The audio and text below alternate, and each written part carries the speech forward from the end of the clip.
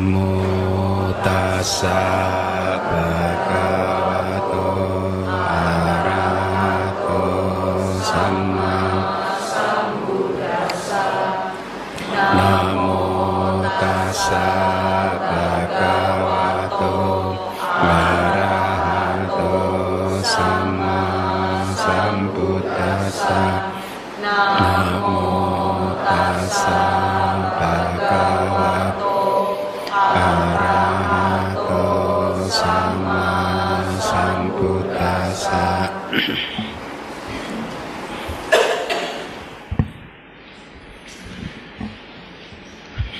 Baik, para umat sekalian, mulai malam hari ini kita akan akan membahas bab kedua dari kitab Abhidhamma Sanggaha ya. Di bab lalu kita sudah belajar tentang kesadaran. Nanti di bab ini kita akan belajar tentang faktor-faktor mental atau bahasa palinya cetasika ya. Jadi kombinasi nanti dari cita dan cetasika ya, campuran gabungan dari cita dan cetasika inilah yang sering Anda dengar sebagai nama ya kan. Apa yang kita sebut sebagai makhluk hidup, sebagai Anda, saya, itu sesungguhnya adalah proses nama dan rupa, yaitu batin dan jasmani. Nah sekarang Anda mulai memahami nama dengan baik lagi nih, bahwa ternyata nama batin itu adalah gabungan dari cita dan cetasika ya. Di bab lalu saya harap Anda masih ingat karakteristik dari cita apa? Wisaya wijanana lakanang citang, artinya karakteristik dari cita itu adalah mengenali adanya objek. Tetapi seperti yang sering kali saya sampaikan, mengenali itu dalam pengertian yang sangat minimal sekali. Cita hanya tahu ada objek, tetapi dia tidak mengerti, tidak tahu objek itu namanya apa, warnanya apa, bentuknya seperti apa, tidak. Dia hanyalah satu proses kognisi terhadap objek yang paling sederhana ya. Jadi kalau Anda saat ini mendengar suara saya, itu yang terlibat tidak hanya kesadaran telinga saja, tetapi yang terlibat adalah kesadaran telinga plus cetasika juga. Ya, ada cetasika yang terlibat, makanya di tabel itu saya berikan angka di setiap citanya itu. Kalau Anda tahu tempatnya kesadaran telinga ada berapa angkanya? 7 ya? Berapa? Angka-angka tersebut adalah angka tentang cetasika yang bisa terlibat, artinya yang muncul bersama dengan cita. Angka maksimal, tidak harus sejumlah itu, tetapi maksimal angkanya seperti itu. Jadi sekarang Anda tahu yang disebut nama atau batin adalah cita plus cetasika. Karakteristik dari cita hanyalah mengenali objek, satu proses kognisi yang paling sederhana. Untuk bisa sampai ke kognisi yang sempurna seperti yang kita alami di dalam kehidupan sehari-hari pada saat kita melihat, mendengar, dan berpikir dan lain sebagainya, maka pada saat itu cita muncul bersama-sama dengan cetasika yang akan kita pelajari di dalam semester ini. Nah, saya akan sedikit mengulang kembali pelajaran semester lalu. Karakteristik dari cita itu sama, di 4 tingkatan itu sama, artinya 4 tingkatan cita. Kita mengenal 4 tingkatan cita itu apa saja? Kama wacara cita, rupa wacara cita, arupa wacara cita, dan lokutra cita kan.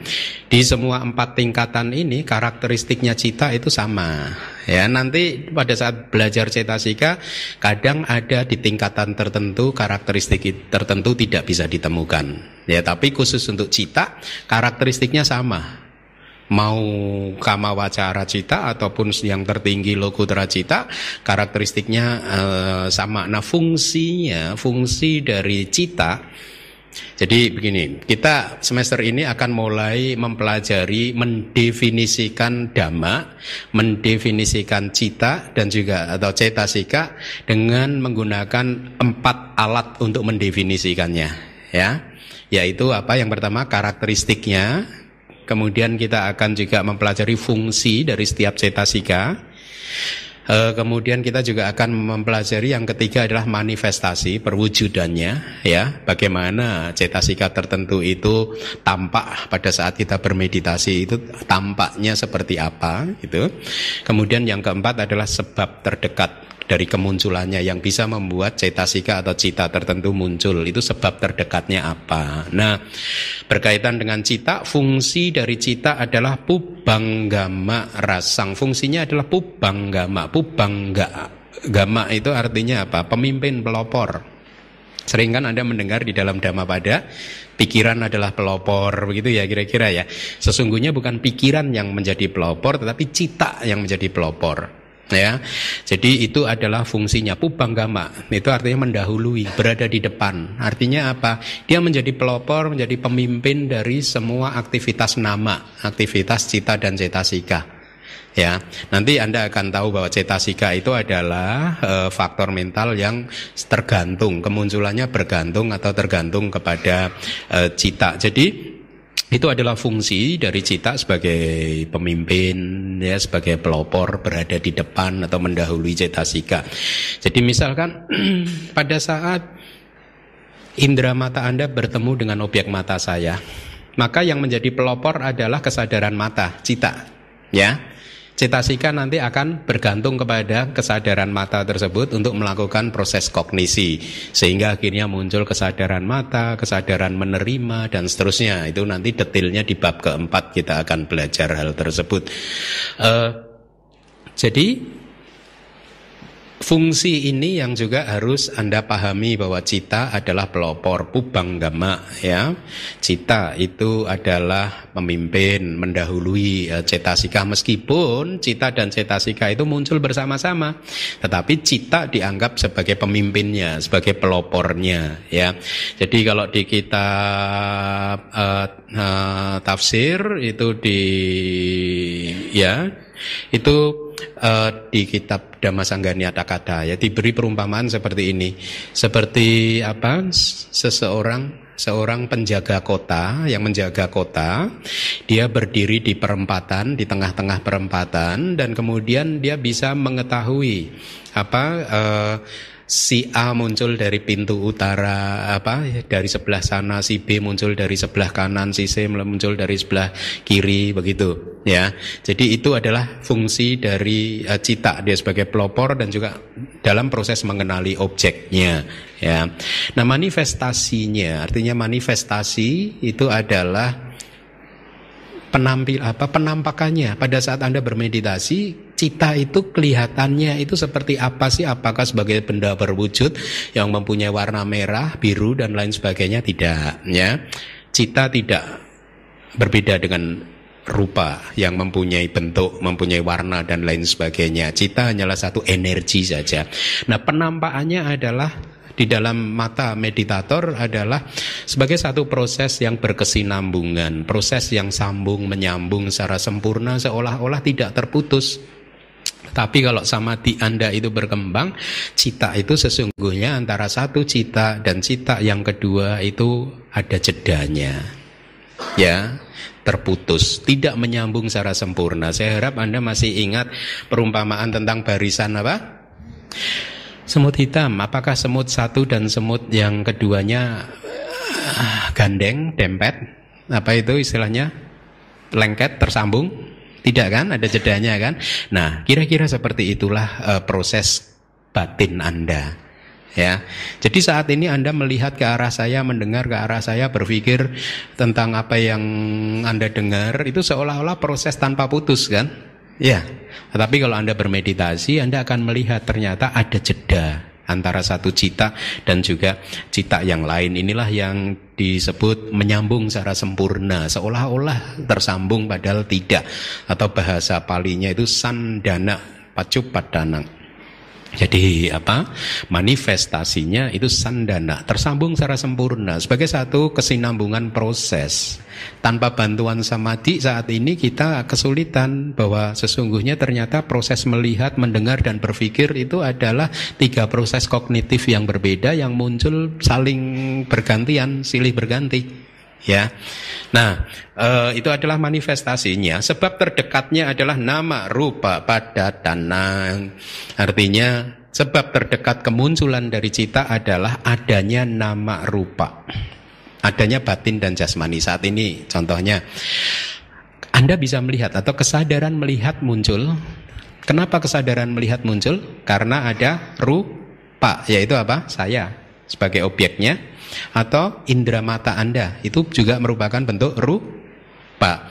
Nah, nanti kalau di bab 7, bab 8 Anda akan lebih bisa mengurai lebih dalam lagi. Proses melihat terjadi karena ada cetasika-cetasika tertentu, yaitu nama, ya, bagian dari nama yang menjadi kondisi atau penyebab munculnya proses melihat atau proses mendengar dan seterusnya. Nah, di makhluk yang mempunyai 5 agregat, nah saya tekankan di sini makhluk yang mempunyai 5 agregat. Artinya apa? Berarti ada makhluk yang mempunyai 4 agregat saja. Ada juga makhluk yang hanya terdiri dari 1 agregat. Ya, masih ingat ya?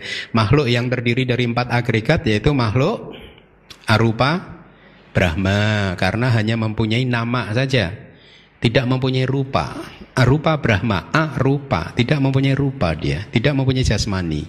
Ya, yang terdiri berarti yang ini hanya nama saja, nama kanda, yaitu agregat batin yang terdiri dari apa saja?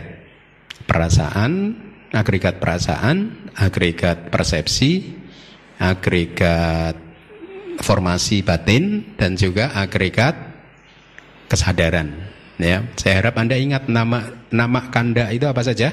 Wedana kanda, sanya kanda, sangkara kanda, winyana kan. Tuh, 4. Ya. Nah, di makhluk yang hanya mempunyai 4 agregat seperti itu, maka penyebab kemunculannya bukan nama rupa lagi, karena rupanya kan tidak ada. Berarti penyebab kemunculannya hanya nama saja, bukan nama dan rupa, ya. Nah, itu kira-kira karakteristik, fungsi, manifestasi, dan sebab terdekat kemunculan dari cita. Tadi saya sampaikan bahwa apa yang Anda pahami, apa yang kita pahami sebagai saya, sebagai aku, sebagai makhluk hidup, itu sesungguhnya menurut Buddhism adalah nama dan rupa, atau pancakanda, atau 5 agregat. Ya, nama kanda adalah cita plus cetasika. Ya, setelah Anda mempelajari cita, maka sekarang kita akan membahas tentang cetasika. Kenapa? Apa yang dimaksud dengan cetasika? Ceta itu nama lain dari cita. Ya, jadi kalau di dalam teks itu ceta, cita, winyana, mana, mano, itu istilah-istilah yang merujuk kepada batin. Ya, ceta plus ika digabung jadi ceta sika. Ika itu tergantung, bergantung, berarti tergantung kepada cita. Jadi sesuatu yang tergantung kepada cita itu disebut sebagai ceta sika. Tetapi saya terjemahkan, atau Bhikkhu Bodhi menerjemahkannya sebagai mental factors, atau faktor-faktor mental yang saya ikuti terjemahannya. Ya, faktor-faktor mental jumlahnya ada 52. Ya, jadi cetasika adalah realitas hakiki yang kedua setelah cita. Ya, jadi lihat, Anda sudah mulai masuk ke potongan puzzle yang kedua, yaitu tentang belajar tentang cetasika. Ya, jadi cetasika adalah realitas hakiki yang bergantung kepada cita. Jadi artinya cetasika sesungguhnya tidak bisa muncul sendirian. Ya, dia harus menunggu cita, harus bergantung kepada cita. Tetapi sebaliknya cita bisa muncul tanpa cetasika tertentu. Ya, misalkan pada saat ini cetasika dosa, kemarahan tidak muncul di batin kita, tapi citanya muncul kan. Nah, itu kira-kira seperti itu. Jadi inilah mengapa tadi di awal cita dikatakan sebagai pelopor. Nah, tadi dikatakan juga bahwa karakteristik dari cita adalah mengenali objek yang dalam proses kognisi yang paling sederhana. Ya, jadi sering diibaratkan oleh guru-guru di Myanmar mengatakan bahwa cita itu seperti air mineral, air bening begitu, tidak ada warnanya. Nah, menjadi berwarna, menjadi merah, hijau, kuning dan lain sebagainya karena cita bercampur dengan cetasika. Ya, jadi yang mewarnai cita itu adalah cetasika. Ya, tetapi percampurannya itu sedemikian rupa sehingga orang biasa atau kita pun kalau tidak ditunjukkan atau diajarkan oleh Buddha dan guru-guru kita tidak tahu bahwa sesungguhnya cita dan cetasika itu adalah dua realitas hakiki yang berbeda. Ya, karena Buddha mengajarkan kepada kita, guru kita mengajarkan kepada kita, menuntun untuk melihat melalui meditasi kita, maka akhirnya kita bisa mengerti bahwa cita dan cetasika adalah fenomena yang berbeda. Seperti halnya minuman ini. Minuman ini terdiri dari banyak hal kan? Air yang tidak berwarna, kemudian dengan buah yang berwarna seperti ini. Seolah-olah bercampur sedemikian sempurnanya sehingga sulit sekali buat kita untuk memisahkan air dan warna buahnya. Mudah nggak sih memisahkan ini? Sulit kan? Nah, demikian pula dengan cita dan cetasika bercampur sedemikian sempurnanya. Ya, kalau di dalam kitab komentar saya harap Anda masih ingat, bahkan para guru Atthakatha, guru kitab komentar mengatakan Buddha telah melakukan satu pekerjaan yang sangat sulit untuk dilakukan. Bahkan dikatakan seandainya Anda mengambil air di dalam lautan, di dalam ember ya, padahal air lautan itu kan terdiri atau berasal dari air dari berbagai sungai kan ya.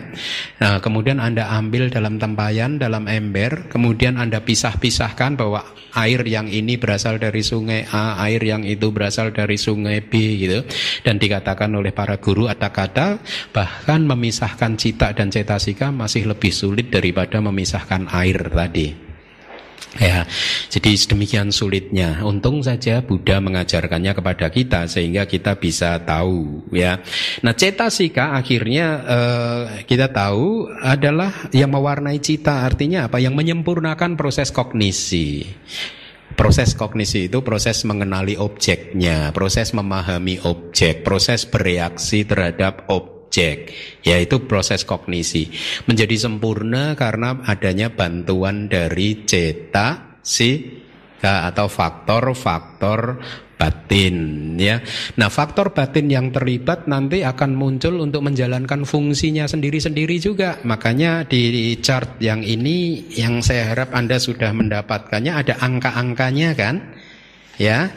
Nah, angka-angka ini adalah angka cetasika yang kemungkinan terlibat. Tidak harus semuanya terlibat sesuai angka itu, tetapi itu adalah probabilitasnya, jumlah cetasika yang bisa terlibat di dalam loba mula cita yang pertama, loba mula cita yang kedua, dan seterusnya. Dengan bantuan cetasika, maka proses mengenali objek, bereaksi terhadap objek menjadi sempurna. Ya, cita dikatakan sebagai pelopor, tetapi cita selalu muncul juga bersama dengan cetasika. Ya, jadi kalau misalkan di dalam teks kita berbicara tentang dosa mula cita, ya, maka yang harus Anda pahami bahwa dosa mula cita itu bukanlah cita dosa mula saja sekarang. Kalau bab 1 ya memang seperti itu. Tetapi pada saat Anda sudah menyelesaikan bab 2, pada saat kita belajar dosa mula cita, maka sesungguhnya kita belajar tentang dosa mula cita itu sendiri bersama dengan 20 cetasika yang bisa terlibat atau 22 cetasika yang bisa terlibat ya. Jadi di dalam kitab tafsir diberikan perumpamaan atau dengan saya adopsi menjadi ke dalam contoh modern. Kalau dikatakan bahwa presiden datang, ya, presiden datang ke DBS. Kira-kira presiden datang itu sendirian atau bersama dengan pengikutnya?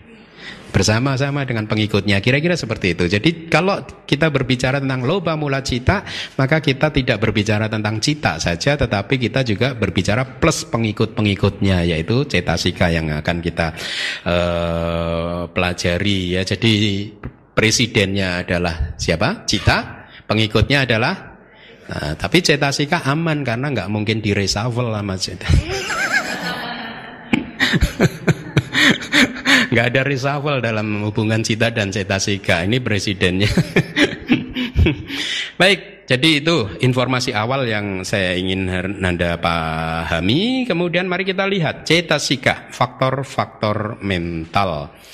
Kita akan seperti biasa baca dari Abhidhamma Sanggahanya. Mohon dibaca yang bahasa Indonesianya.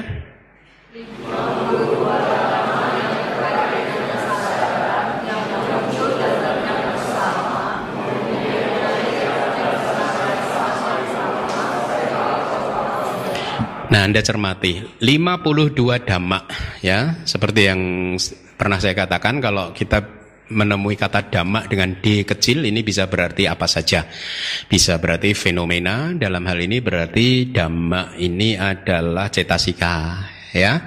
Ada 52 cetasika yang terkait dengan kesadaran.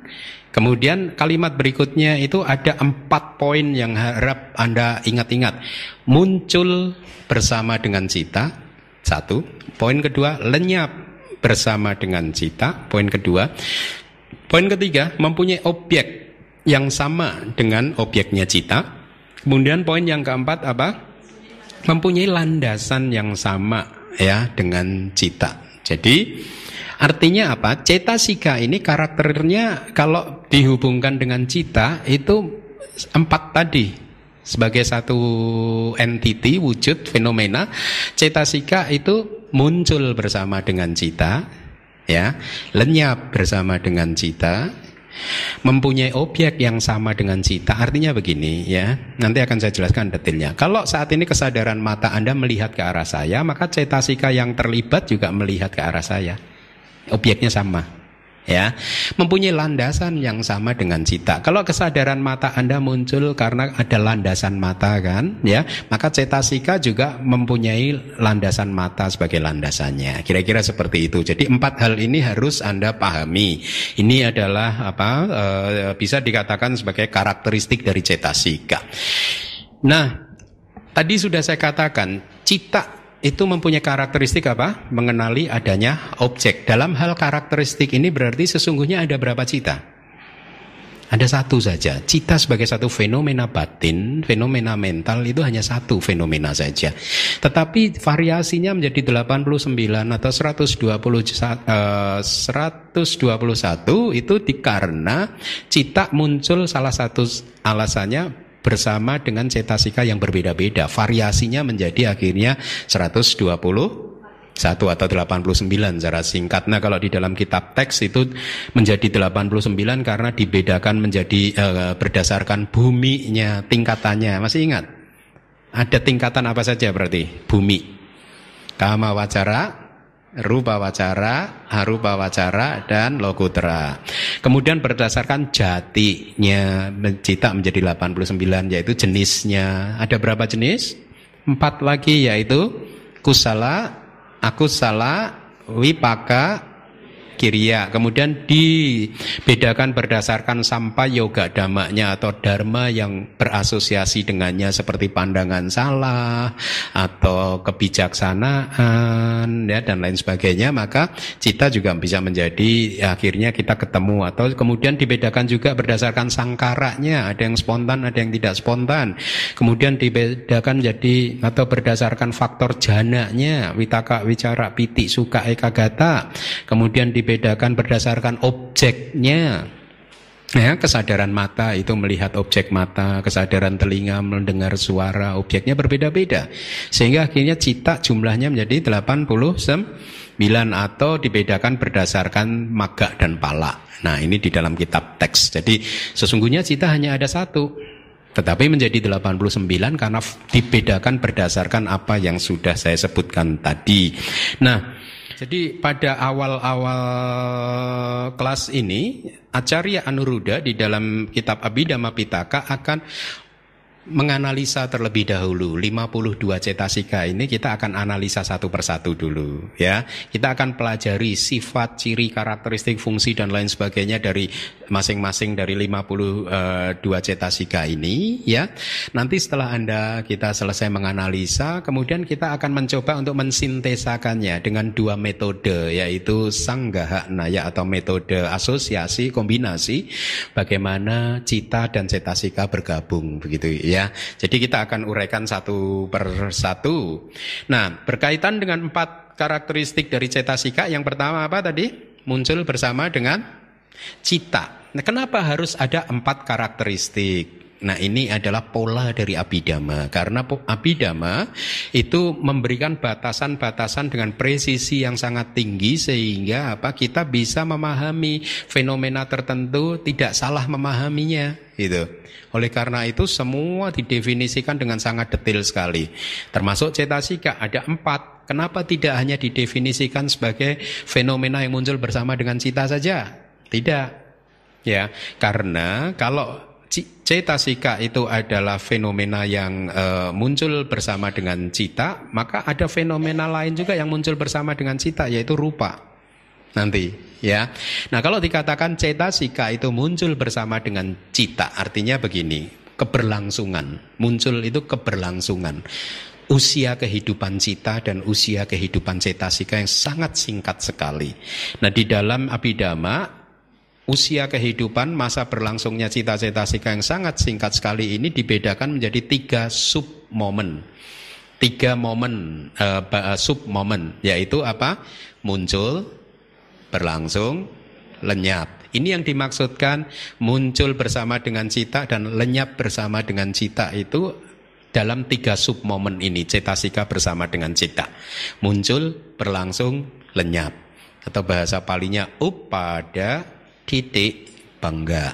Upada titik bangga ya.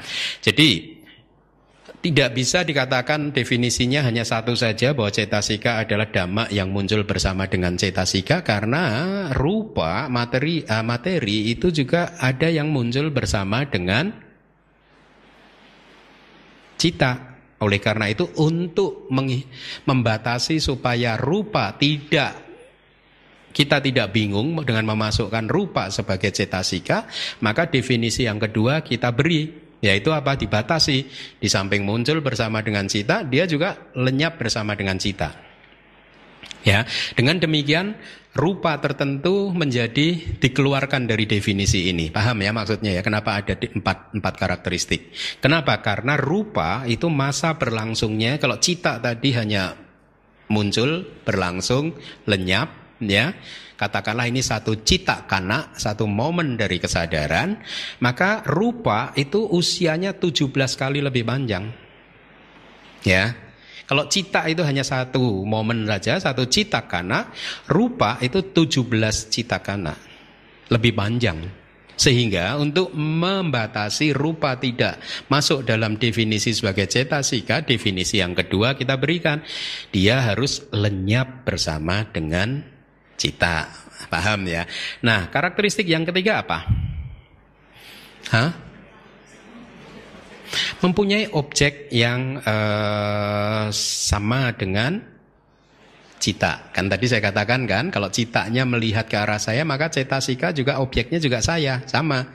Nah, sekarang kalau hanya 2 definisi tadi saja, muncul bersama dengan cita dan lenyap bersama dengan cita, ada 2 materi, 2 rupa tertentu yang juga muncul dan lenyap bersama dengan cita, yaitu yang disebut sebagai isyarat ucapan. Ya, seperti ini. Saya berkata A, B, C, D, atau saya berceramah seperti ini muncul terus isyarat ucapan. Ya. Paci winyati, isyarat ucapan, sehingga dengan kata-kata ini Anda paham apa yang saya pikirkan, kan begitu? Jadi apa yang saya pikirkan supaya sampai kepada Anda, saya menggunakan satu isyarat tertentu yang berupa suara ini loh. Ya, saya memanggil, misalkan mengatakan Abhidhamma, cita, cetasika. Nah, ini isyarat-isyarat ucapan.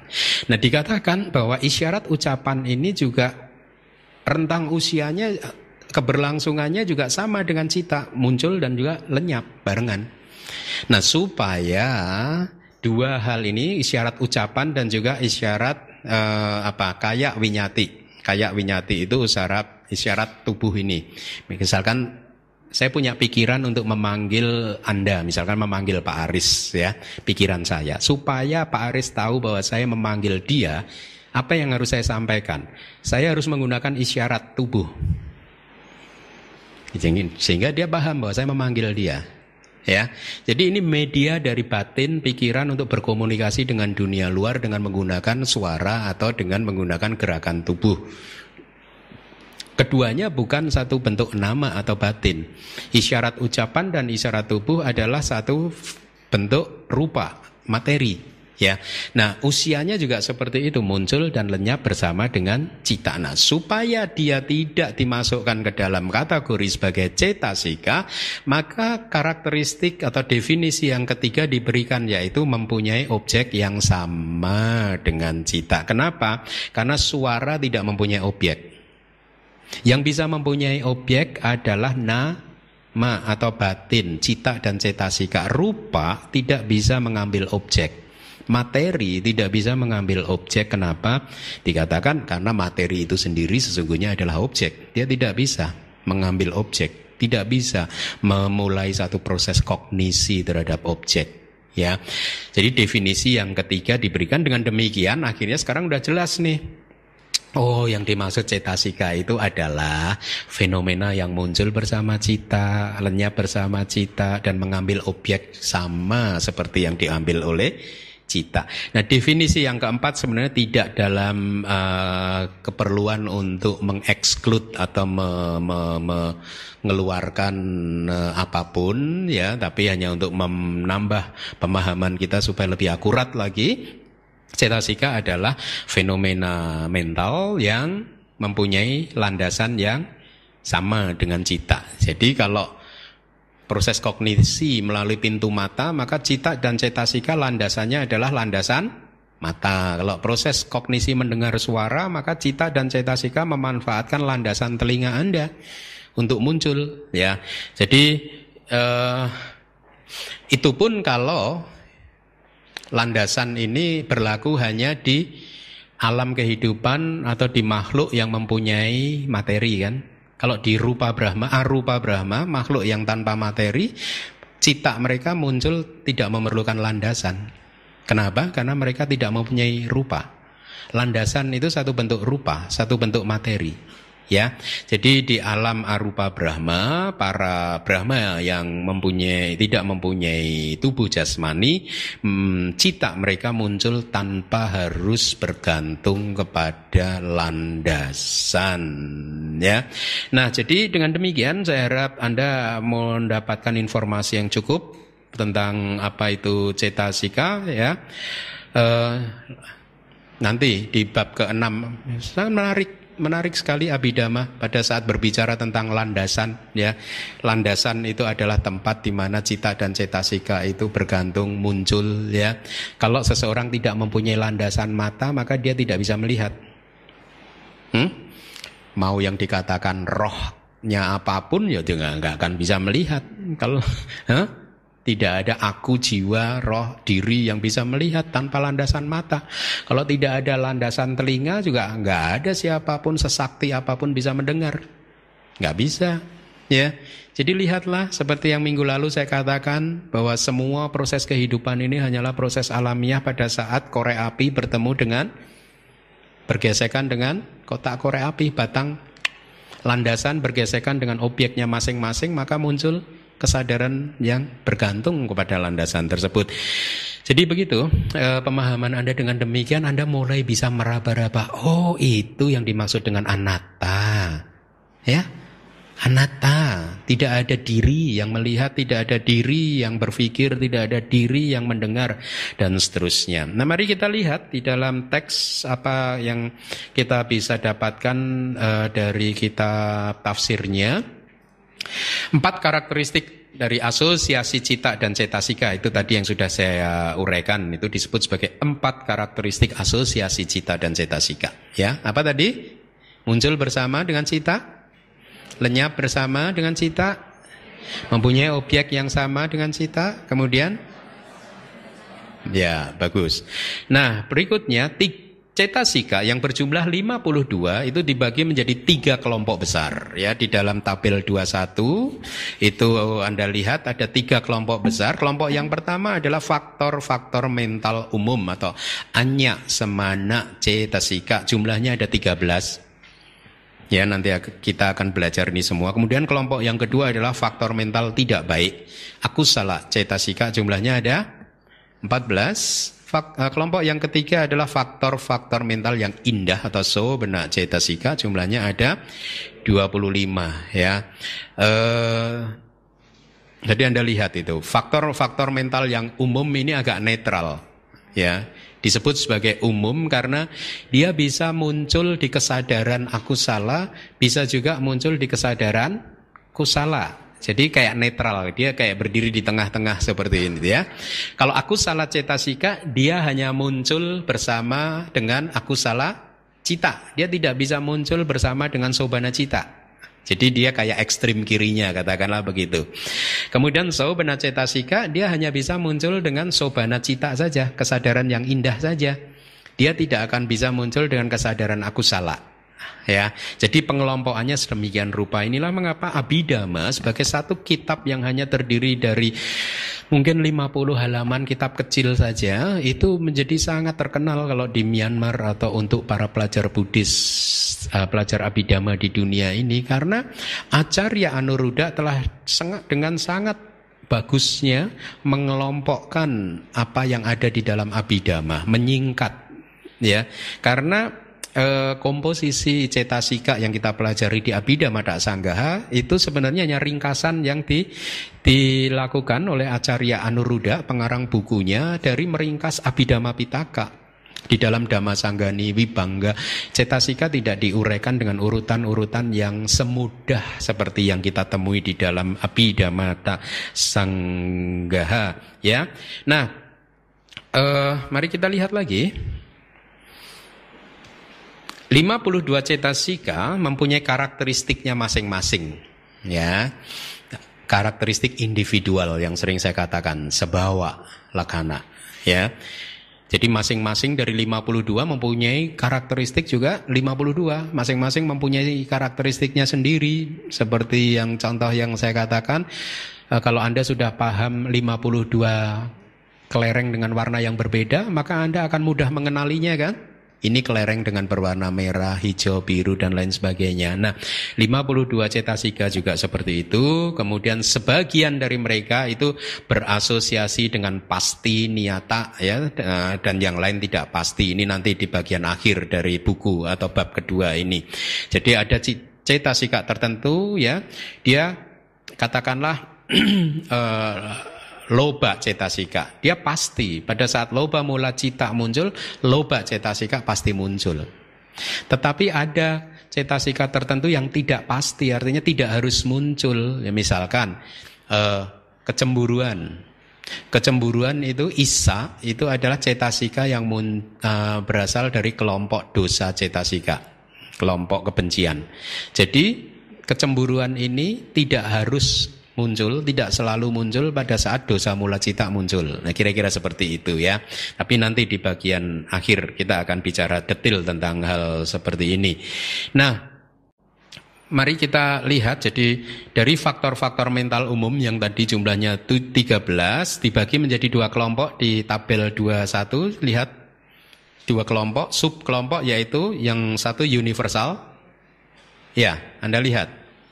Kemudian kelompok yang kedua pakinaka, sesekali, ya. Nanti Anda akan paham apa arti dari istilah-istilah tersebut. Nah, disebut sebagai sabba cita sadarana, muncul bersama dengan cita atau universal, ya. Artinya apa? Ketujuh cetasika ini selalu muncul bersama dengan setiap cita. Maka disebut sebagai universal. Dia selalu muncul dalam cita apapun, selalu ada 7 ini. Ya, dari angka-angka yang saya berikan di tabel yang lainnya 19, 21, selalu 7 yang ini ketemu, Anda temukan. Ya, karena 7 cetasika ini adalah 7 faktor mental yang membentuk satu pondasi buat cita dan cetasika untuk mengkognisi objek, untuk mengenali objek. Tanpa 7 cetasika ini maka proses kognisi mengenali objek tidak bisa muncul, tidak terjadi. Ya, nah ketujuh dari cetasika yang disebut universal ini yang akan kita pelajari malam hari ini, mari kita baca bersama-sama di layar yang berwarna kuning. 1.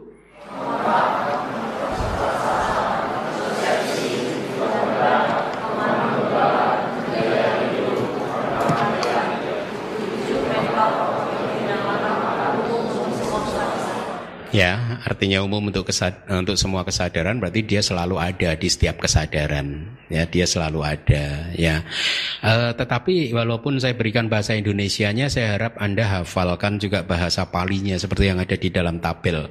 Mari kita baca. 1. Phassa, Wedana, Sanya, Cetana, Ekagata, Jiwitindriya, Manasikara.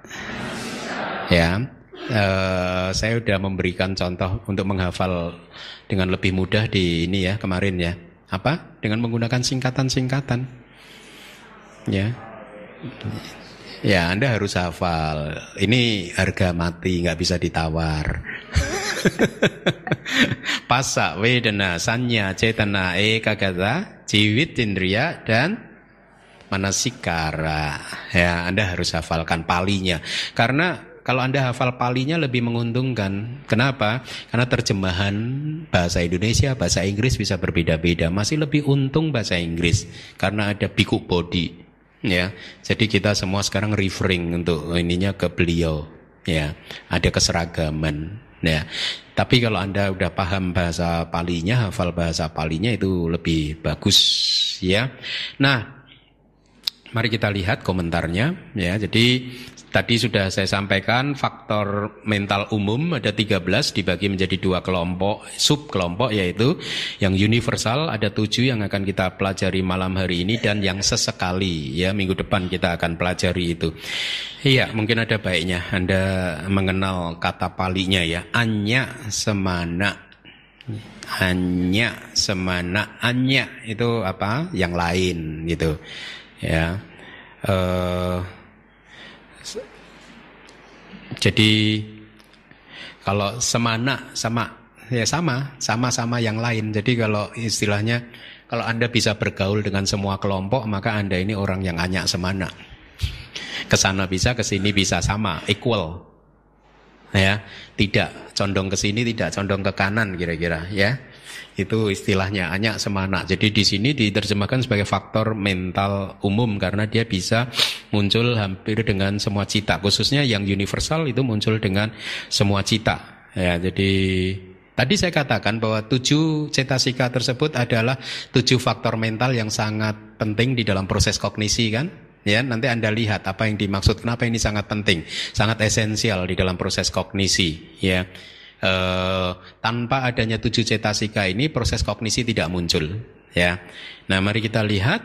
Yang pertama adalah phassa. Kontak adalah cetasika yang menyentuh objek, definisinya. Menyentuh objek. Jadi saat ini ada phassa cetasika dari kesadaran mata Anda yang muncul bersama dengan cakuk winyana yang menyentuh ke arah saya. Itu yang berfungsi seperti itu adalah, yang mempunyai fungsi seperti itu adalah cetasika yang bernama phassa ya. Karakteristik dari phassa adalah secara mental dia menyentuh, bukan menyentuh secara fisik, tapi secara mental dia menyentuh gitu. Seperti ini contoh di dalam kitab tafsir, keluarnya air liur pada saat seseorang melihat makan buah masam, makan mangga gitu ya. Yang makan buah mangga orang lain, tetapi kenapa yang keluar air liur Anda? Hah? Betul. Ya kira-kira seperti itu. Itu efek dari phassa. Efek dari cetasika yang disebut kontak, phassa. Atau contoh lain misalkan kalau Anda hidup di tempat gelap, hutan katakanlah begitu ya. Ada kejadian-kejadian tertentu yang membuat Anda seolah-olah itu kayak tidak bisa bergerak. Ya, misalkan melihat cahaya yang kemudian persepsi Anda mengatakan itu adalah hantu, nah kemudian Anda seperti nggak bisa bergerak begitu. Yang menyebabkan kenapa bisa seperti itu karena pasak tadi menyentuh objek tadi, sehingga akhirnya muncul reaksi-reaksi yang lain, gitu. Ya, dikatakan di dalam kitab Dhamma Sangga Kata ada beberapa informasi yang saya rasa Anda juga bagus untuk mengetahui. Kenapa pasak disebutkan sebagai yang pertama di dalam urutan 52 cetasika, ya. Ada penjelasan, ini hanya untuk urutan ajaran saja, karena mau nggak mau disebutkan satu persatu harus ada yang pertama disebutkan, ya. Tetapi juga ada analisa yang lain, karena ini faktor yang juga dikatakan paling esensial. Pasa menyentuh objek sehingga akhirnya yang lain bisa menikmati objeknya, itu, ya. Walaupun sesungguhnya semuanya muncul bersama-sama, kan tadi definisinya muncul dan lenyap bersama-sama dengan cita, ya. Ya, jadi pasak muncul bersama dengan cita. Nanti kalau Anda belajar Patijja Samuppada, passa paccaya wedana.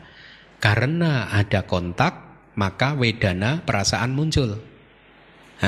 Karena ada kontak saat ini, maka perasaan muncul. Nah, perasaan dan kontak, ini menarik nih nanti kalau di bab 8, bisa muncul bersama-sama. Dalam satu momen bisa muncul bersama-sama, tetapi juga passa paccaya wedana, kontak muncul hari ini, wedananya besok. Bisa. Wedana tertentu, itu misalkan Anda melihat seseorang tadinya tidak muncul perasaan suka, ya, tetapi besok setelah Anda pikir, ingat lagi dengan orang tersebut, perasaan suka muncul.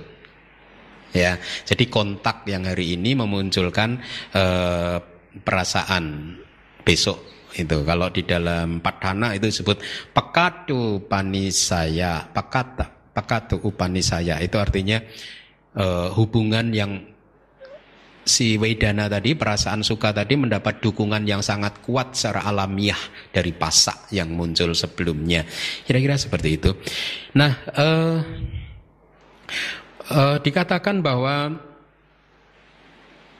ya ada kata palipat sama abinipata, itu artinya benturan yang pertama. Jadi pasak itu adalah benturan batin yang pertama kepada objek, meskipun kembali lagi semua muncul dan juga lenyap bersama-sama. Nah, pasak itu seperti pilar gedung di dalam kitab komentar, ya, yang menjadi pendukung utama untuk atap, seperti pilar ini, ya. Dia mendukung balok, mendukung atap, mendukung mungkin kuda-kudanya dan lain sebagainya. Jadi pilar inilah yang mendukung, dan pasak itu adalah pendukung utama dari proses kognisi, ya. Cita dan cetasika yang lain itu seperti baloknya, kemudian usuk ya bahasa Indonesia ya, usuk ada ya, balok, kuda-kuda dan lain sebagainya. Nah, kolom inilah pasak, dia penopang utama dari proses kognisi. Nah, tadi disebutkan bahwa karakteristiknya apa? Secara mental menyentuh, contohnya seperti keluarnya air liur seseorang pada saat melihat orang lain yang makan buah masam. Karakteristik ini dikatakan sebagai tanda, ya, sehingga kita tahu, oh itulah pasak. Kita kira-kira seperti itu, ya. Itulah kontak. Jadi inilah karakteristik individual dari pasak, yaitu apa? Menyentuh objek, ya. Karakteristik ini bisa Anda temui di 4 tingkatan cita. Masih ingat ya, 4 tingkatan cita. Semuanya di 4 tingkatan cita karakteristiknya sama. Nah, di kitab Dhamma Sangga Niyata Kata diberikan contoh lain untuk supaya kita lebih paham lagi tentang bagaimana pasak ini bekerja. Seperti 2 domba yang bertarung. Nah, pertemuan ini adalah pasak, atau 2 simbal bertemu. Ya, 2 telapak tangan ini bertemu, ini gesek pertemuan ini, ya, menyentuh ini, inilah yang disebut sebagai pasak, ya. Benturan antara indera dan objeknya adalah pasak. Atau kalau Anda yang suka menonton film-film yang horor-horor, lihat, pada saat Anda melihat film yang sedang seru-serunya, jantung Anda berdebar. Nah, ini efek dari pasak, ya. Anda tidak terlibat langsung tapi jantungnya berdebar juga. Seperti tadi, yang makan mangga orang lain, yang keluar liur Anda. Ya, ada kontak secara mental. Ya, nah fungsinya kita lihat apa tuh? Menyebabkan terjadinya benturan antara objek dan kesadaran. Ya, jadi ini adalah fungsi. Dia hanya muncul, tentu saja hanya muncul di 5 pintu indera saja yang seperti indera mata, telinga, hidung, lidah dan tubuh. Kalau di indera batin, ya, fungsi ini tidak muncul karena indera batin tidak menangkap objek yang bersifat material. Dia hanya muncul dari memori masa lalu, angan-angan dan lain sebagainya kan. Seperti misalkan Anda mengingat-ingat apa yang tadi terjadi tadi pagi, itu semuanya proses muncul di indera batin Anda, di hati Anda. Ya, jadi tidak ada fungsi pasak yang membentur objek seperti pada saat ini kesadaran mata Anda membentur saya sebagai objek mata Anda, atau kesadaran telinga Anda membentur suara saya. Ya, fungsi itu tidak ditemukan pada pintu batin. Ya, kemudian manifestasinya adalah bersatunya kesadaran, landasan dan objek. Ya, jadi ini penting. Bersatunya kesadaran, cita, landasan, juga objek. Pertemuan persatuan dari 3 inilah yang disebut passa. Tinang sanggati passa. Passo. Ya.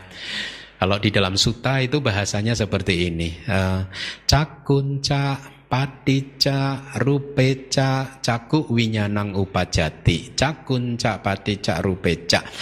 Bergantung kepada caku, mata, dan juga rupa, objek dari mata, maka caku winyanang upajati. Kesadaran mata muncul. Tinang sanggati passo, ya, bersatunya ketiga hal tadi, yaitu apa? Mata, objek mata dan kesadaran mata, inilah passa. Ya, tetapi Anda jangan mengartikannya bahwa passa ini hanyalah istilah untuk bersatunya 3 ini saja. Tapi Anda lebih memahaminya sebagai 3 ini bisa bersatu karena passa melakukan fungsinya. Ya. Begitu ya. Kemudian tadi sampai manifestasi ya. Jadi perwujudannya di dalam meditasi Anda. Ya, kalau Anda bermeditasi Anda akan melihat perwujudan dari passa seperti itu ya. Efeknya tadi saya katakan di dalam paticca samuppada dari passa akan memunculkan perasaan. Kemudian kita lihat sebab terdekat dari kemunculan passa adalah objek yang berada di dalam jangkauan landasan. Saat ini Anda tidak bisa melihat orang yang duduk di belakang Anda, padahal orang di belakang Anda itu objek mata loh. Kenapa Anda tidak bisa melihat? Karena berada di luar jangkauan landasan mata Anda. Ya. Kenapa kita tidak bisa mendengar Pak Satpam yang sedang berbicara di pos Satpam sana? Mereka sedang berbicara mungkin, atau suara mobil yang lalu lalang. Kenapa kita tidak bisa mendengarnya? Karena suara tersebut berada di luar jangkauan landasan telinga. Jadi sebab kemunculan passa adalah harus ada objek yang masuk dalam jangkauan landasan tertentu ya, paham ya? Nah, objek yang di luar jangkauan tidak akan bisa membuat passa tidak bisa melakukan fungsinya ya. Kedua, vedana, perasaan. Definisinya dulu, apa yang disebut sebagai perasaan? Perasaan adalah yang merasakan, mengalami atau menikmati objek. Ya, kelihatan ya. Terbaca enggak yang di sini? Terbaca ya. Oke. Adalah yang merasakan, mengalami atau menikmati objek. Nah, ini menarik. Ya, perasaan. Ternyata sekarang Anda paham bahwa perasaan adalah fenomena mental yang berbeda dari passa, kontak, dari cita. Ya, ada berapa jenis perasaan yang sudah Anda pelajari, yang sudah Anda kenal? 5, apa saja? So manasa wedana, do manasa wedana, upekha wedana, sukha wedana, dukkha wedana. Sukha wedana dan dukkha wedana atau perasaan bahagia dan perasaan sakit itu adalah perasaan. Dukkha dalam hal ini merujuk kepada jenis perasaan yang fisikal, yang berkaitan dengan fisik. Ya, seperti misalkan tangan membentur benda keras ini, kalau terlalu keras akan muncul rasa sakit, itu dukkha wedana. Ya. Jadi kata dukkha bisa bermakna macam-macam tergantung pada konteksnya. Nah, karakteristiknya merasakan itu sama di semua tingkatan cita, 4 tingkatan cita karakteristiknya sama. Jadi walaupun dhamma, cetasika yang muncul bersamanya juga merasakan objek, ya, tetapi mereka hanya merasakan sebagian saja, tidak seperti wedana. Jadi dikatakan yang merasakan objek secara penuh itu adalah wedana. Diberi perumpamaan seperti wedana ini seperti seorang raja yang menikmati makanan yang dimasak oleh juru masaknya. Juru masak istana pada saat mempersiapkan makanan, dia memasak makanan, dia mungkin kadang harus mencicipi makanannya sedikit kan, untuk memastikan supaya tidak terlalu asin, pedas dan lain sebagainya, apakah bumbunya sudah pas begitu. Pada saat dia mencicipi, dia tidak bisa mencicipi 1 piring kan. Dia mencicipinya mungkin dengan jari saja, sedikit saja ya, tapi kemudian setelah makanan dipastikan enak, maka dia akan mempersiapkan makanan sedemikian rupa dengan penampilan yang menarik untuk dipersembahkan kepada raja, dan kemudian hanya raja yang menikmati makanan itu secara penuh. Dan inilah karakteristik dari wedana ya, seperti itu, merasakan objek secara penuh. Meskipun pasak kontak juga merasakan objek, tetapi dia hanya seperti mencicipi tadi. Merasakan sentuhan objek saja, sebentar saja.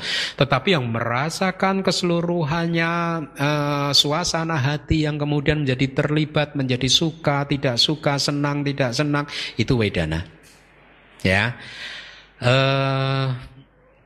tadi dikatakan karakteristiknya adalah merasakan itu ada di semua tingkatan, 4 tingkatan cita. Fungsinya menikmati, anu bawana rasa, menikmati objek. Ya, jadi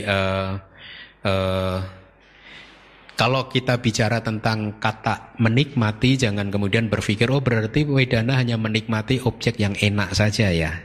Berarti yang tidak enak tidak menikmati dong. Itu kan kita, pengertian duniawi ya. Tetapi dalam konteks pengertian yang hakiki, kebenaran hakiki ini, wedana ini menikmati objek.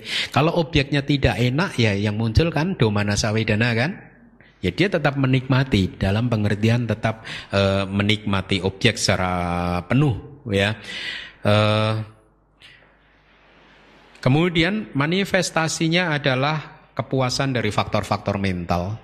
Karena wedana sudah menikmati objek secara penuh, akhirnya faktor mental yang lain juga seolah-olah merasa puas ya. Jadi lihat, wedana ini di dalam Buddhism menempati posisi yang sangat vital sekali. Karena dari wedana inilah, dari perasaan inilah reaksi kita muncul sesungguhnya. Kita bereaksi terhadap wedana ini ya. Dan reaksi itu adalah biasanya kalau kita makhluk yang belum tercerahkan, reaksi kita terkondisi. Ya, terkondisi oleh pengalaman-pengalaman masa lalu kita ya.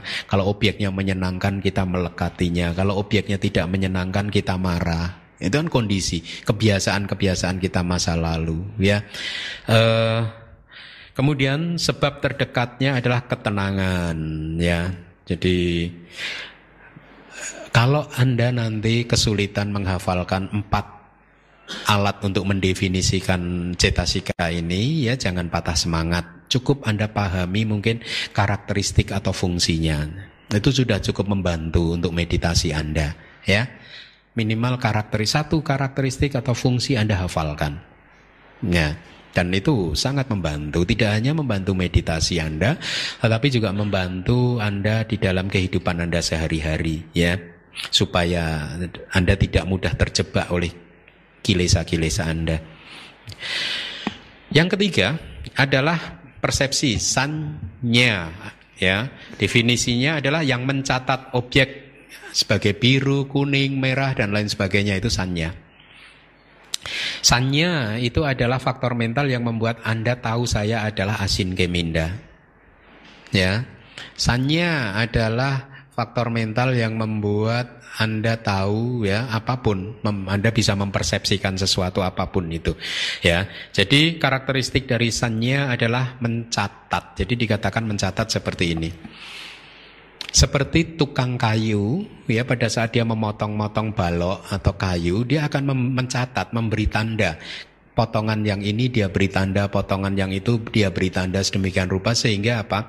Keesokan harinya pada saat dia mau bekerja lagi dia bisa mengenali kayu-kayu tersebut.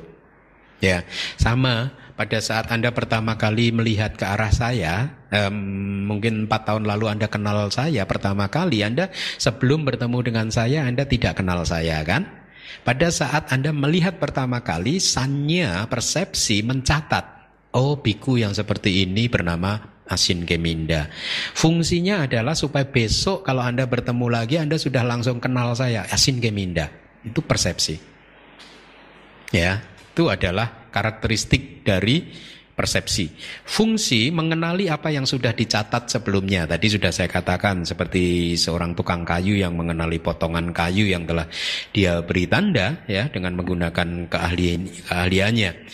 Jadi di kitab komentar yang lain juga ada contoh seperti ini. Jadi seseorang bisa mengenali orang lain karena dia sudah mencatat ada tanda khusus, misalkan memakai kacamata seperti ini atau di dahinya ada titik hitam, ada tanda-tanda khusus. Nah, itu fungsi dari persepsi.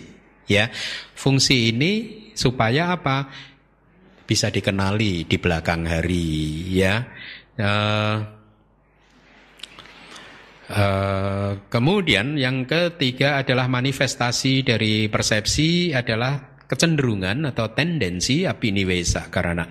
Seperti kecenderungan saja, artinya begini. Kalau Anda sudah mempersepsikan sesuatu sebagai tidak baik, maka pada saat besok Anda bertemu dengan objek-objek yang seperti itu, mirip dengan itu atau bahkan persis ya, katakanlah begini.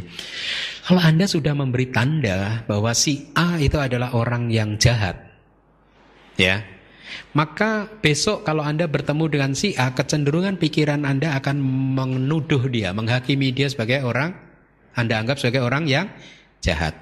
Seperti contoh yang sering saya pakai.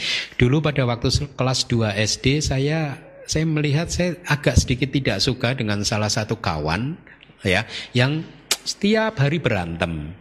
Ya, nah kebetulan kawan sekelas saya ini yang sok jago ini dia mempunyai cara berjalan yang khas, ya, cara berjalan dia khas gitu, ya, dan saya nggak suka gitu karena dia tukang ribut, gitu, suka berantem, gitu.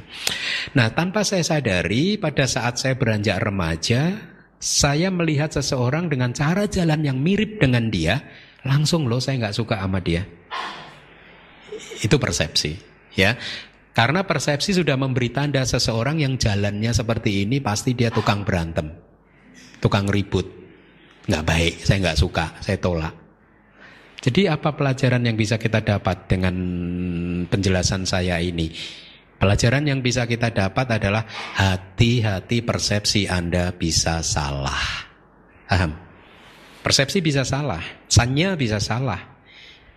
Inilah mengapa kalau ada 2 orang melihat sesuatu yang sama, diminta pendapatnya bisa jadi pendapatnya berbeda. Betul tidak? Ya betul ya.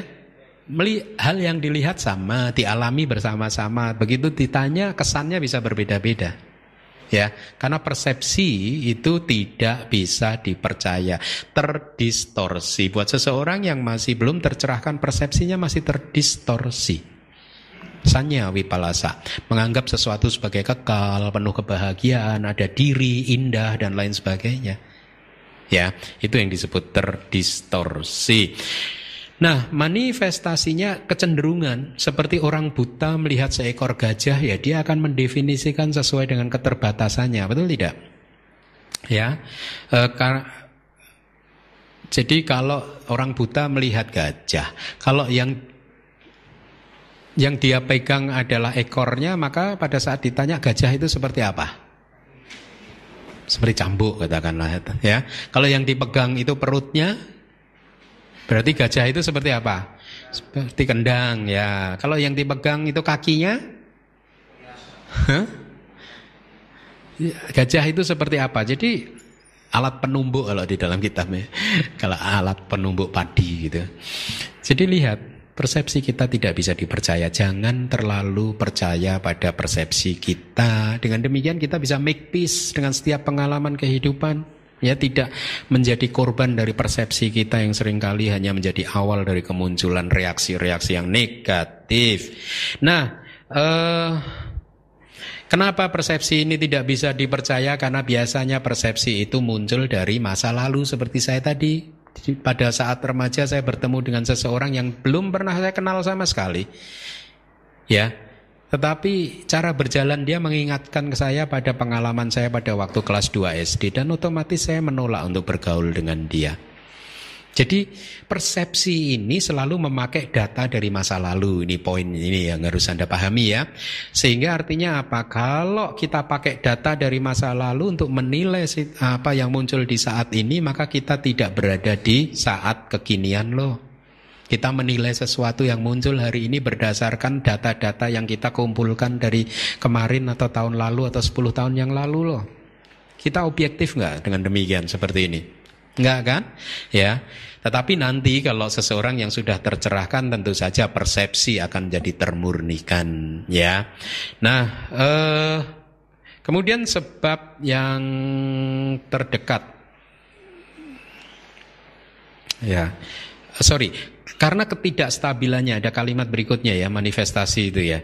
Karena ketidakstabilan dari persepsi di dalam mempenetrasi objek, inilah mengapa persepsi bisa berubah-ubah. Betul tidak?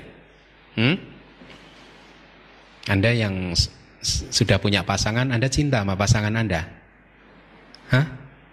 Cinta ya? Kok malu-malu menjawabnya?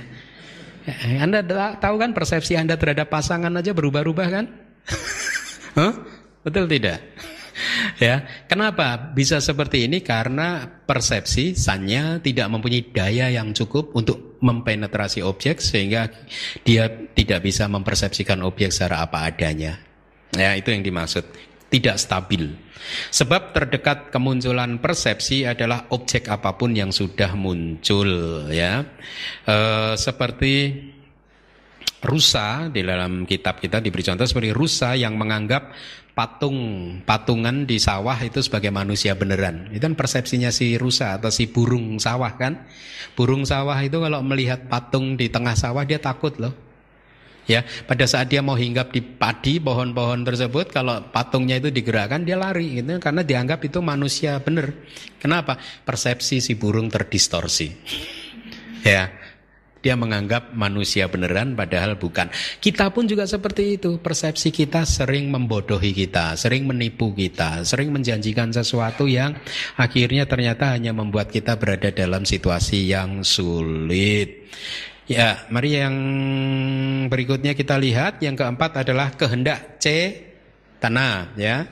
Definisinya ini adalah yang berkehendak gitu.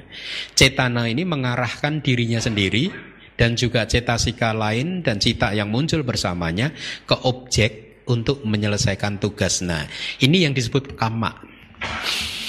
Kita kan sering bicara tentang hukum kama kan? Apa yang Anda pahami sebagai kama? Buddha mengatakan cetanahang bhikkhave kamang vadami. Para biku, yang saya sebut kama itu adalah cetana ini. Ya, jadi cetasika yang disebut cetana inilah yang disebut sebagai kama. Dia seperti seorang ketua kelas. Jadi ketua kelas itu di samping mendorong teman-teman sekelasnya untuk membaca kitab Abhidhamma seperti Anda saat ini ya, baca gitu. Tetapi dia sendiri juga membaca, mempelajarinya. Ya, dia mendorong teman-temannya untuk bekerja, dia pun sendiri juga bekerja melakukan tugas atau fungsinya sendiri-sendiri. Nah, ini fungsi dia sendiri. Karakteristik dari cetana adalah berkehendak, mempunyai niat, berkehendak untuk melakukan sesuatu, ya. Kadang kalau di dalam Padicca Samuppada cetana ini ada disebut mempunyai istilah khusus sangkara, ya. Awija pacaya sangkara. Karena ketidaktahuan maka sangkara muncul. Artinya kama muncul, cetana muncul. Ya. Jadi itu nama lain dari cetana.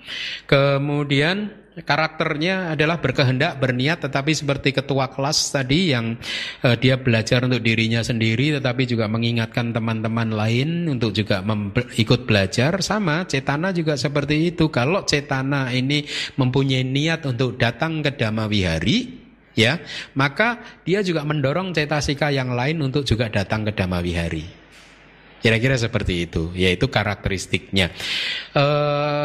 Koordinasi, dia mengkoordinasikan cetasika yang lain supaya apa yang dia inginkan itu tercapai, ya. Dan karakteristik yang seperti itu bisa ditemui di semua 4 tingkatan cita, ya. Kemudian fungsinya adalah mengakumulasi kama, mengumpulkan kama. Itu saya rasa mudah, ya. Tetapi tentu saja fungsi ini hanya berlaku pada saat cetananya muncul bersama dengan kusala cita atau akusala cita. Pada saat cetana itu muncul di wipaka cita, dia tidak berfungsi untuk mengakumulasi kama. Karena wipaka bukan kama, resultan bukan kama. Kalau dia muncul di kiriya cita, dia juga tidak berfungsi untuk mengakumulasi kama, karena kiriya itu bukan kama. Yang disebut kama hanyalah yang muncul bersama dengan kusala cita, maha kusala cita 8 dan 12 akusala cita, ya. Itu adalah fungsinya. Jadi cetana ini dikatakan sangat energetik, ya. Dia sangat bersemangat. Dia melakukan pekerjaannya sendiri, mendorong cetasika yang lain juga untuk melakukan pekerjaannya sesuai yang dia niatkan, dia inginkan, ya. Jadi seolah-olah dia melakukan 2 kali kerja, 2 kali usaha. Maka dikatakan di dalam kitab komentar sebagai cetana yang sangat energetik, ya, sangat bersemangat. Itu 2 kali kerja tadi, mendorong dirinya sendiri dan juga mendorong teman-temannya atau cetasika yang muncul bersamanya dan cita yang muncul sebagai tempat dia bergantung, ya. Jadi ada juga di dalam contoh seperti ini.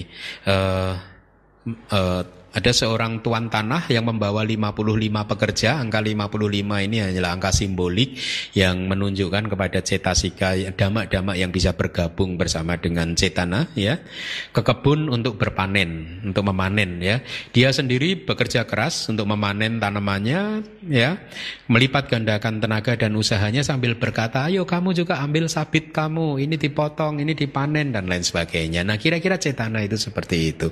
Saya ingin ke Dhamma Wihari, ayo kamu segera ke Dhamma Wihari Wedana. Nah, pasak kamu juga harus, mari kita ke Dhamma Wihari. Dia mendorong pasak, wedana, dan lain sebagainya untuk akhirnya bisa mencapai apa yang menjadi tujuan dari cetana tadi. Kemudian manifestasinya, perwujudannya mengarahkan. Di dalam meditasi tampak seperti energi batin yang mengarahkan yang lain, ya. Ya, manifestasi ini mengarahkan, ya, seperti tadi ketua kelas mengarahkan teman-teman kelasnya untuk ikut belajar, kan? Atau seperti kepala tukang kayu, katakanlah mandor, dia mengarahkan tukang-tukang yang lain, ya, untuk melakukan pekerjaannya supaya tujuannya membangun rumah itu tercapai. Atau seperti jenderal perang, ya, di dalam kitab juga diberikan contoh seperti itu. Dia maju ke medan perang, tetapi dia juga menyemangati pasukannya untuk terus maju di medan perang. Itulah manifestasi dari cetana. Sebab terdekat kemunculan dari cetana adalah dhamma yang berasosiasi dengannya, cetasika yang berasosiasi dengannya, yang muncul bersama-sama dengannya, ya. Kemudian yang kelima adalah ekagata, kemanunggalan cita. Cita sa ekaga, bawa kemanunggalan cita, ya. Ini adalah nama lain dari samadhi. Kalau seseorang mencapai jana, sesungguhnya faktor yang paling penting adalah ini, ekagata. Ekagata, dia sudah berkembang secara maksimal, secara sempurna, maka seseorang mencapai jana, ya. Jadi samadhi, kalau kita bicara samadhi, sesungguhnya kita berbicara tentang faktor mental cetasika yang disebut ekagata. Kemanunggalan, jadi diberi contoh seperti ini. Tepung, kalau nggak ada air, belum diberi air, tepung itu kan tercerai berai, kan, butirannya, kan. Pada saat dia diberi air, maka dia akan manunggal, menjadi satu. Cita dan cetasika kita saat ini tercerai-berai. Betul tidak? Makanya sulit untuk mencapai samadhi. Karena cita dan cetasikanya tercerai-berai. Belum dikumpulkan oleh air yang disebut ekagata. Ya, menarik ya. Ya, samadhi ini saya terjemahkan sebagai ketenangan ya, karena ternyata makna dari samadhi itu ketenangan pada saat air ini diam, tidak bergerak. Ini kan masih bergerak. Samadhi belum muncul. Kalau dia berhenti seperti air ini, dia tenang seperti itu, maka itu samadhi. Bukan konsentrasi. Kata konsentrasi kadang sangat misleading. Ya, karena membuat seseorang harus memelototin objeknya gitu. Ya, membuat ada perjuangan yang terlalu keras untuk membuat seseorang terkonsentrasi. Tetapi sesungguhnya enggak. Samadhi ketenangan yang harus dilakukan kalau Anda ingin mencapai samadhi apa? Relax. Makanya di dalam meditasi setiap hari Sabtu saya suruh apa? Saya minta kita belajar relax. Tenang. Supaya airnya ini lihat nih. Begitu dia tenang, didiemin tidak bergerak. Sama. Kalau kita meditasi mengamati nafas masuk dan nafas keluar, ya, definisi konsentrasi kadang bisa salah ditafsirkan seolah-olah kita harus mengeluarkan usaha terlalu keras untuk mengamati nafas masuk dan nafas keluar, maka yang terjadi malah apa? Udaca, gelisah, bergejolak dan lain sebagainya. Loba mula cita, dosa mula cita muncul. Tetapi kalau kita relax, akhirnya kita mencapai ketenangan, mencapai samadhi, ya. Nah, karakteristik dari ekagata adalah kepemimpinan dan ketenangan atau tanpa tercerai-berai. Tadi sudah saya katakan ya, kepemimpinan dan ketenangan. Jadi seperti air yang mempersatukan butiran tepung tadi, dia membuat butiran tepungnya bersatu ya, tanpa tercerai-berai, tidak tercerai-berai, itu yang dimaksud ya. Di kitab komentar juga diberi contoh seperti nyala api lampu minyak ya. Pada saat Anda menyalakan lampu minyak, apinya dari lampu minyak tersebut pada saat tidak terkena angin, apinya diam, tenang kan? Itu samadhi. Kalau bergerak sedikit berarti bukan samadhi. Jadi Anda sudah dapat clue-nya ya sekarang bermeditasi untuk mencapai samadhi bagaimana? Membuat api dari lampu minyak diam, seperti pada saat dia tidak ada angin yang menghembusnya. Itu samadhi. Ya. Ya, dikatakan kenapa seseorang yang berada di dalam jhana, maka dia bisa berada di dalam jhana selama 3 jam, 4 jam, 5 jam atau lebih, ya. Maka pada saat itu yang terjadi sesungguhnya cita, misalkan kesadaran jhana tertentu muncul lenyap, ya, selama 4 jam, tetapi dia mengambil objek yang sama terus selama 4 jam, konsep, yaitu nimitanya, gitu, ya. Kemudian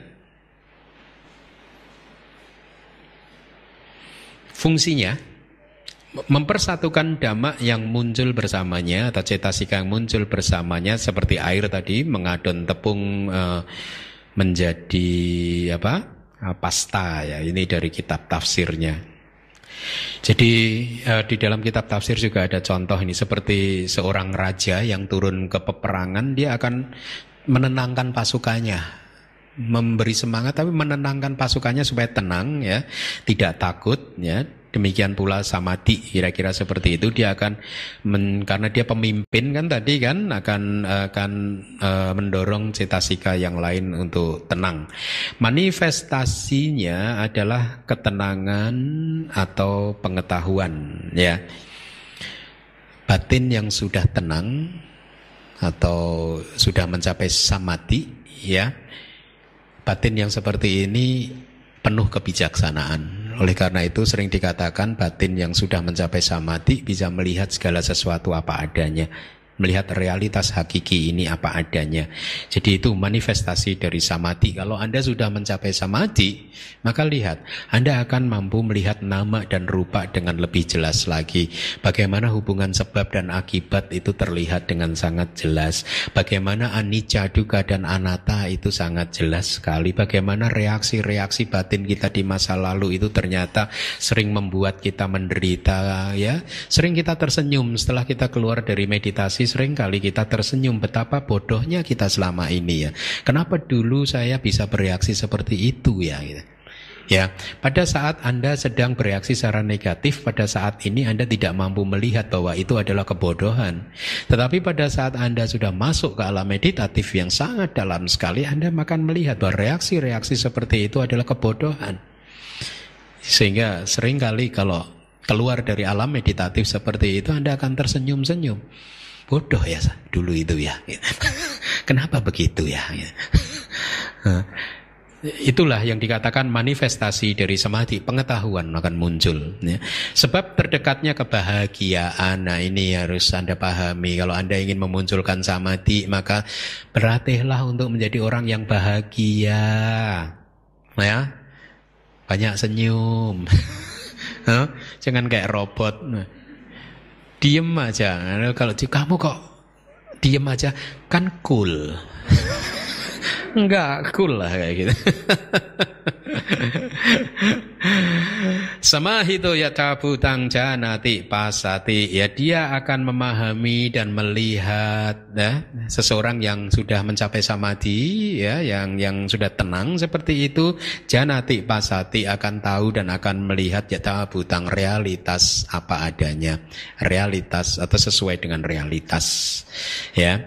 Baik, yang keenam, jiwitindriya atau indera kehidupan mental. Saya katakan ada mentalnya karena nanti di bab ke-6 Anda juga akan bertemu dengan kata yang sama, jiwitindriya, tetapi kali ini adalah di bab ke-6 adalah indera kehidupan materi yang menjamin supaya tubuh kita ini tetap bisa berlangsung, muncul lenyap, muncul lenyap. Nah, kali ini kita berbicara tentang cetasika, maka kita sedang berbicara tentang indera kehidupan yang bersifat mental.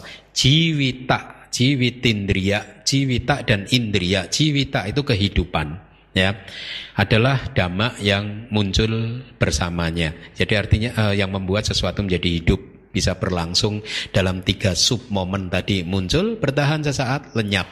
Yang bisa menjamin kelangsungan muncul, bertahan, dan kemudian akhirnya lenyap adalah jiwitindriya atau cetasika jiwitindriya. Karakteristiknya adalah merawat, apa itu? Merawat dhamma yang muncul bersamanya, artinya apa? Memastikan cetasika yang muncul bersamanya untuk bisa berlangsung dan sampai akhirnya lenyap. Ya, itu yang dimaksud, ya. Tanpa jiwitindriya maka cita cetasika tidak bisa menjalankan kelangsungannya, ya, tidak bisa selesai ininya. Nah, fungsinya adalah membuat dhamma yang muncul atau cetasika yang muncul bersamanya bisa melangsungkan eksistensinya, ya. Jadi jiwitindriya inilah yang merawat cetasika tanpa henti sehingga dia bisa, mereka semua bisa berlangsung, muncul, berlangsung dan juga lenyap, ya.